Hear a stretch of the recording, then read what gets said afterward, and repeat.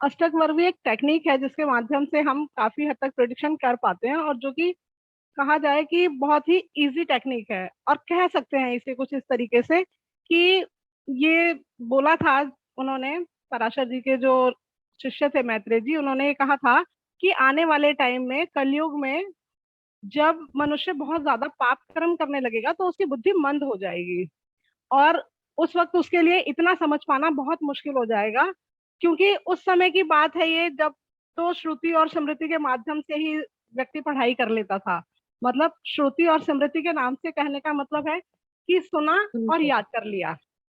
मतलब उस वक्त लिखने का कोई माध्यम नहीं था, कोई लिखा नहीं जाता था, सिर्फ गुरुजी बोलते थे और शिष्य उनको सुनते थे, और उसी के माध्यम से वो सब कुछ समझ जाते थे। लेकिन उन्हें अंदाजा था कि आने वाले टाइम में ये मुश्किल होगा, इसलिए कोई एक ऐसी इजी सी टेक्निक बताई जाए जिसके माध्यम से इंसान आसानी से प्रिडिक्शन कर सके या समझ सके। क्योंकि अभी तक आपने जो वैदिक की है, जितना भी पढ़ा है, वो भी आपको अभी लग रहा होगा कि बहुत टफ होता है।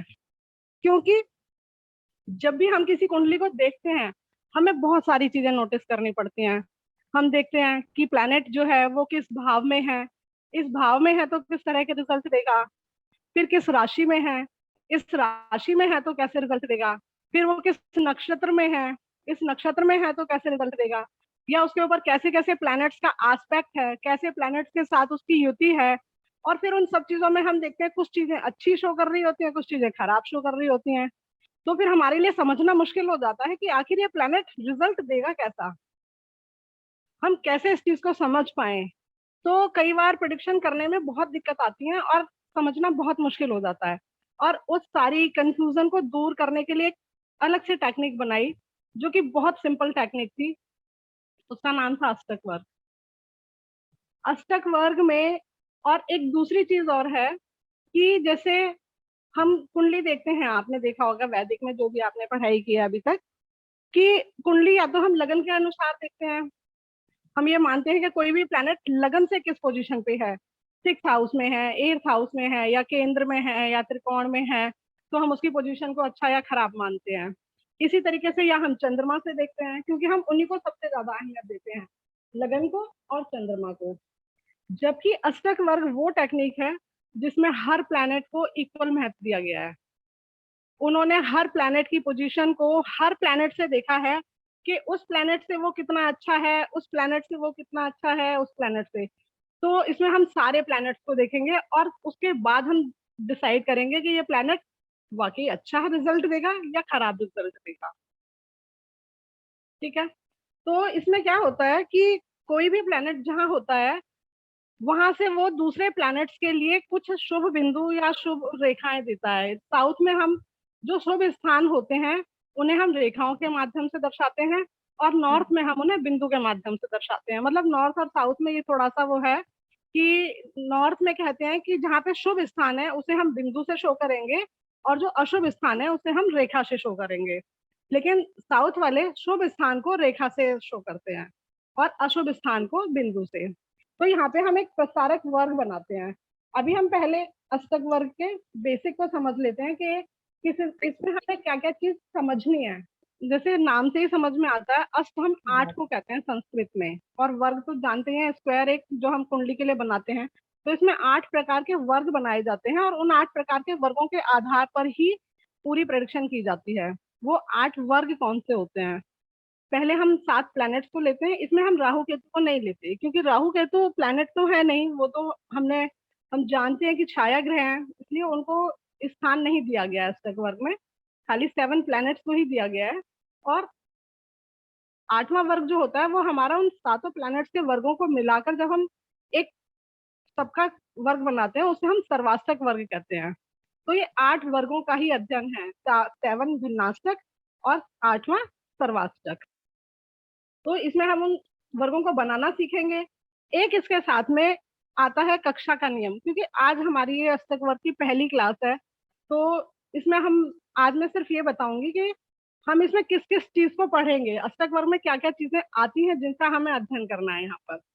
तो एक तो हमारा हो गया प्रस्तारक वर्ग बनाना, कि हम ये देखेंगे कि कौन सा प्लैनेट किसी एक प्लैनेट को बाकी प्लैनेट कहाँ कहाँ पर अपनी सपोर्ट देते हैं। क्योंकि ऐसा मानते हैं कि जहाँ पे भी उन्होंने उन्हें शुभ स्थान दिए गए हैं, अपनी पोजीशन के अकॉर्डिंग, वहां पे वो उनको शुभ बिंदु देंगे और कहेंगे अगर उसकी पोजीशन वहां है तो यहाँ पर हम उसे सपोर्ट करेंगे। आप इसे इस तरीके से समझ सकते हैं, मैं एग्जाम्पल के तौर पे आपको समझाने की कोशिश करूंगी।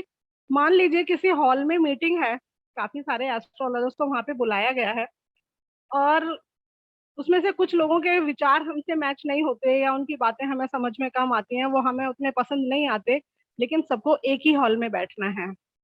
तो जैसे कई बार होता है ना, हम जाते हैं तो हम सोचते हैं कि हम वहां की सीट पर बैठेंगे, और जिनके साथ हमारी अच्छी बनती है वो हमारे साथ बैठने चाहिए या इधर बैठने चाहिए, या कहीं भी उनकी पोजीशन हम अपने मन में इमेजिन करते हैं और हम कहते हैं वहां पे अगर रहेंगे तो वो अच्छा रहेगा।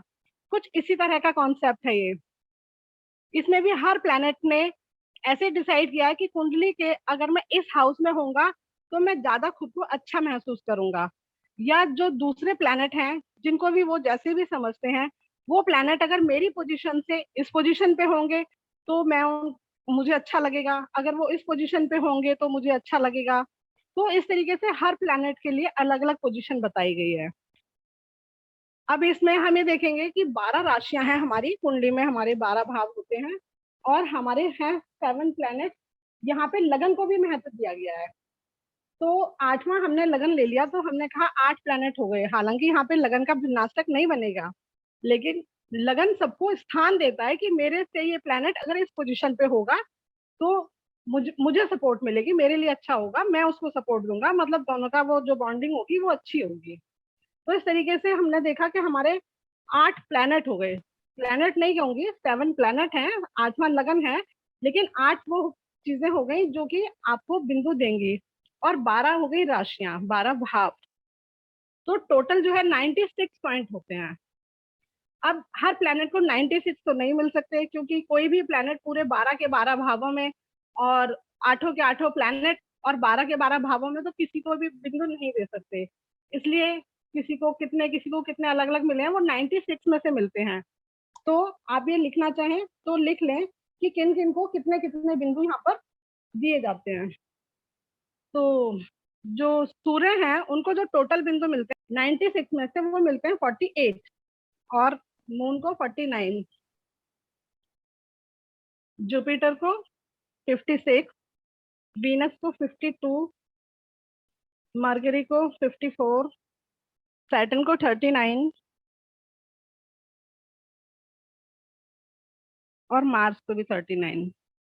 ये कुंडली आप अपने उसमें बना लीजिए कॉपी में, और इस कुंडली के माध्यम से हम समझेंगे कि किस तरीके से हमें प्रस्तारक वर्ग बनाना है। मैं आपको एक पिक्चर और शेयर करती हूँ, उसमें मैंने सूर्य के लिए प्रस्तारक वर्ग बनाने का वो किया है ना। तो आज हम सूर्य के लिए प्रस्तारक वर्ग बनाएंगे, फिर बाकी आप प्लैनेट्स के लिए अपने आप बना लीजिएगा, मैं उनके नंबर आपको शेयर कर दूंगी। मैम अभी वो वाली बनाई नहीं थी।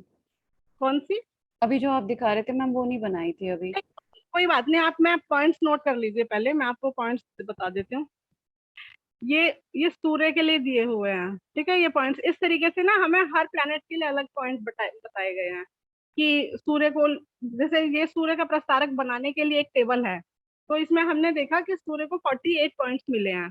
तो वो पॉइंट्स किस किस ने दिए हैं और अपने से किस किस हाउस में दिए हैं, ये टेबल आप नोट कर लीजिए या इसका स्क्रीनशॉट ले लीजिए, जैसे भी, ठीक है। ऐसे हम सारे प्लैनेट्स के लिए ऐसे टेबल देखेंगे। वो टेबल मैं इस पे शेयर कर दूंगी आपको ग्रुप में, तो आप उसमें से देख लेंगे। अब जैसे ये शनि से बोला है, इसका मतलब अब हमने बोला कि शनि ने फर्स्ट हाउस में, सेकंड हाउस में, फोर्थ हाउस में, सेवंथ हाउस में, एट्थ में, नाइन्थ में, 10th में और 11th में सूर्य को पॉइंट्स दिए हैं। इसका मतलब शनि ये कह रहे हैं कि सूर्य अगर मेरी पोजीशन से, ये नहीं देखना हमें कि वो किस भाव में है या किस राशि में है, वो जहां भी है, जिस भी राशि में है, उसी भाव से हम काउंट करेंगे। यानी शनि जहां है वहां से शनि के साथ में अगर सूर्य है तो वो सूर्य को पॉइंट देंगे। शनि से सेकंड हाउस में अगर सूर्य है तो वो उनको पॉइंट देंगे, मतलब शुभ बिंदु देंगे। अगर वो शनि से थर्ड हाउस में है सूर्य, तो शनि उनको शुभ बिंदु नहीं देंगे, वो उन्हें अशुभ रेखा देंगे। इसी तरीके से शनि से अगर वो फोर्थ हाउस में है तो वो उनको शुभ बिंदु देंगे। तो इस तरीके से हर प्लेनेट के लिए हमारे पास एक टेबल होती है जो हमारे ऋषि मुनियों ने हमें दिया है, जिससे कि हम हर प्लेनेट के लिए अलग अलग प्रस्तारक वर्ग बनाते हैं। फिर इसी तरीके से बृहस्पति ने हमें ये नंबर